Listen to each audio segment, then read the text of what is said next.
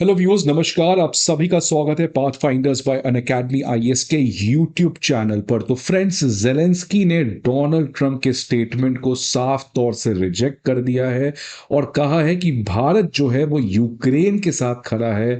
और Europe partners को Zelensky ने कहा है कि भारत को छोड़े मत, रादर भारत के साथ अपने रिलेशंस को और ज्यादा डीपन करें। तो फ्रेंड्स, यहां पर प्रेसिडेंट जेलेंस्की जो है वो डोनाल्ड ट्रंप के आर्ग्यूमेंट को आउटराइटली पब्लिकली रिजेक्ट करने का काम किए हैं।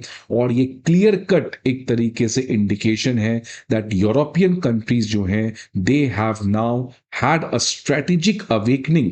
बिकॉज अभी तक हमेशा से ये लोग इंडिया को आइसोलेट या इंडिया को क्रिटिसाइज करने का प्रयास कर रहे थे, but now they have finally had a wake up call and now they have understood the importance of India. कि अगर जेलेंस्की या यूरोपियन कंट्रीज चाहते हैं सीरियसली अगर रशिया यूक्रेन वॉर रुके, तो there is only one country which can help, which is India. और यही चीज जेलेंस्की ने भी फाइनली एक्सेप्ट किया। इसके अलावा यूरोप के और भी कंट्री के लीडर ने यूनाइटेड नेशन जनरल असेंबली के साइडलाइंस में भारत के इस सुप्रीमेसी को एक्सेप्ट करने का काम किया है। तो देखिए, सबसे पहले फ्रेंड्स कॉन्टेक्स्ट क्या है। तो कॉन्टेक्स्ट में प्रेसिडेंट डोनाल्ड ट्रंप का वापस से बेसलेस, अनएथिकल, नॉनसेंसिकल आर्ग्यूमेंट कि भारत जो है वो रशिया यूक्रेन वॉर को फंड कर रहा है। तो फ्रेंड्स, वापस से यूएस के प्रेसिडेंट ने भारत को टारगेट करने का काम किया, और वो भी इस बार यूनाइटेड नेशन जनरल असेंबली में भी।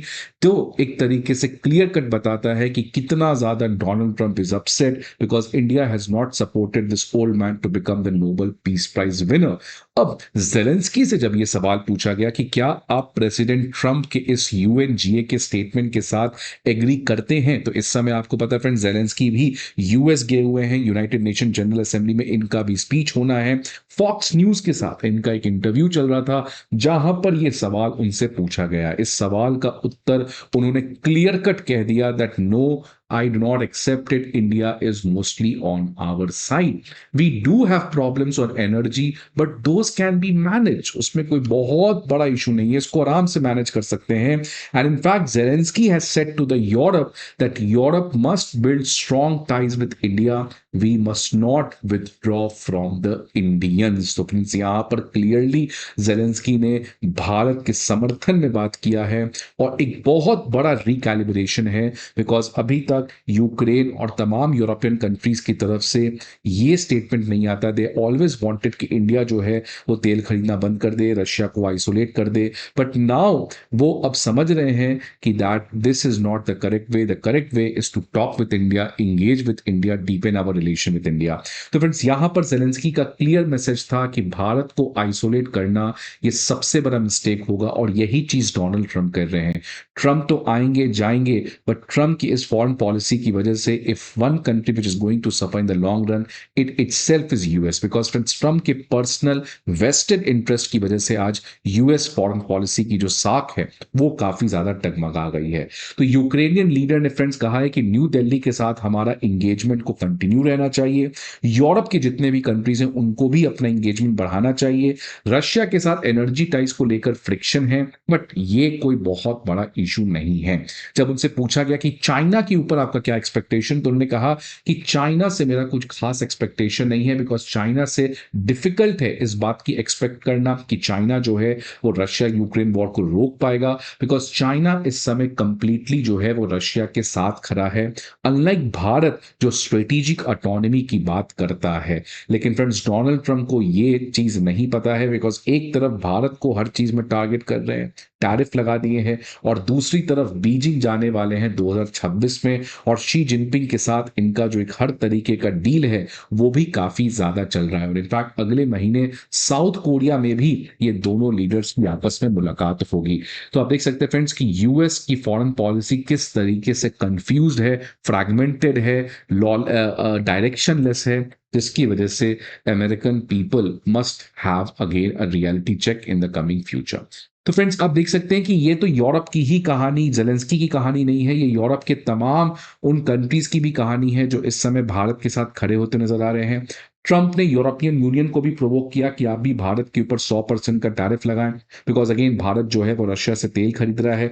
ईयू ने कंप्लीटली रिजेक्ट कर दिया इस ट्रंप के रिक्वेस्ट को और कहा कि हम भारत के साथ इस तरीके का 100% टैरिफ नहीं लगा सकते। इनफैक्ट आपको पता है फ्रेंड्स कि इंडिया और ईयू का फ्री ट्रेड एग्रीमेंट काफी तेज रेट से बढ़ रहा है, जो अगेन काफी अनएक्सपेक्टेड है। And by this year end we are expecting कि इंडिया ईयू के बीच में एफटीए होगा। एफटीए के अलावा अगर आप बात करें तो लास्ट ईयर आपको पता है फ्रेंड्स कि ईयू के 27 कमिश्नर्स और ईयू प्रेसिडेंट भारत आए थे। वापस से ये जो ग्रैंड इंडिया ईयू समिट है वो भी होने जा रहा है। जॉर्जिया मेलोनी जो इस समय यूएनजीए में है, उन्होंने भी वापस से ये कहा है कि that India can play a very important role in ending the wars. और इन्होंने कहा कि not only the Russia Ukraine war but the what is happening in middle east, if there is only one country which can stop it, if there is only one country which can play an exponential role, that country is India. तो आप देख सकते हैं friends, back to back European countries जो हैं now they are accepting India's supremacy. और UK के prime minister Keir Starmer जो हैं वो भी अब भारत आने जा रहे हैं। तो फ्रेंड्स यहां पर भारत का ईयू के साथ रिलेशन जो है वो इस समय काफी ज्यादा स्टेबलाइज होते नजर आ रहा है। और ईयू जो है फाइनली अमेरिका के इस डिक्टेट, अमेरिका के यूनिलैटरलिज्म को रिजेक्ट करते नजर आ रहा है और भारत के साथ अपने स्ट्रेटेजिक पार्टनरशिप को स्ट्रेंथन करते नजर आ रहा है। फ्रेंड्स अगर इसका एक सिंगल लाइन है, जैसे अगर आपसे कोई पूछता है कि वाई इंडिया में नेपाल जैसा हाल नहीं होगा, वाई इंडिया में बांग्लादेश जैसा हाल नहीं होगा, या कोई भी इस तरीके का पॉलिटिकल इंस्टेबिलिटी क्यों नहीं होगा, so one word answer is that India has one of the most beautiful constitution. Similarly friends अगर फॉरेन पॉलिसी की बात करें तो इसमें भी तमाम तरीके के प्रेशर लगाया गया है भारत को, कोल्ड वॉर से लेके अभी तक कि भारत किसी कैंप को ज्वाइन कर ले।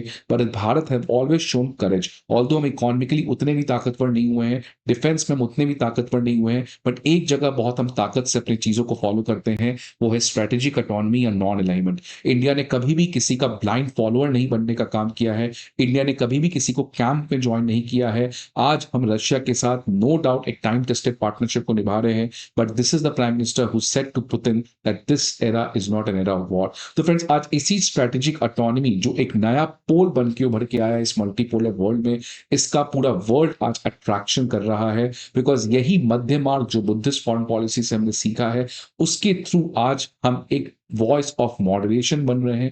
आज एक ऐसा कंट्री है जो दोनों के साथ बातचीत कर रहा है और उसी का नतीजा है कि एक तरफ हम रशिया के साथ काफी स्ट्रॉन्ग रिलेशनशिप को और आगे बढ़ा रहे हैं, लेकिन दूसरी तरफ आप देखिए कि जेलेंस्की जो है वो भी अब भारत आने जा रहे हैं। तो यही फ्रेंड्स भारत का एक तरीके से वॉइस ऑफ मॉडरेशन है, जिसके थ्रू भारत अपने डिप्लोमेसी के थ्रू चीजें डिलीवर करना चाहता है, rather than following coercive practices like sanction, bullying, tariff and other things which America is doing as of now. So आपको क्या लगता है फ्रेंड्स कि आने वाले समय में भारत को रशिया यूक्रेन वॉर को रोकने का क्या क्या प्रयास करना चाहिए, या किस तरीके से भारत इस पर्टिकुलर चीज में अब आने वाले समय में अपने पॉलिसीज को बना सकता है। सो आई होप फ्रेंड्स आपको ये वीडियो अच्छा लगे। See you again in some other video, till then good bye and take care.